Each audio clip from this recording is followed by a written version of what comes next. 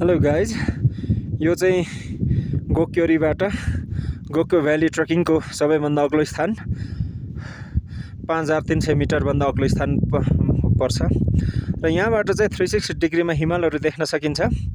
यहाँ तल obviously Gokyo valley Gokyo लेक अन्तर्गतको 3वटा तालहरू र सँगैको पछाडि थुप्रै अनगिन्ती हिमालहरू देख्न सकिन्छ। यता देब्रेतिर आउँदा हामीले यो सगरमाथा माउन्ट एभरेस्ट चाहिँ प्रष्टसँग देख्न सकिन्छ। कालो पत्थरबाट भन्दा पनि अझ राम्रो यहाँबाट देखिन्छ। कुन चाहिँ भन्नुहुँदा यो सबभन्दा ठुलो पिरामिड सेपको र पछाडि बादल उडिरहेको हो सगरमाथा। त्यसको लगत्तैको दाहिनेमा त्यो चाहिँ लोत्से पर्छ। त्यसभन्दा अझ तल दाहिनेमा पछाडि कालो एउटा पिक देखेको छ, त्यो चाहिँ मकालु र सँगैका अनगिन्ती मसिना चुचुराहरू छन्। यता माथि देब्रेतिरकोमा थुप्रै हिमालहरू हुँदै यहाँनिर सबैभन्दा यो ठाउँबाट नजिकबाट चाहिँ यो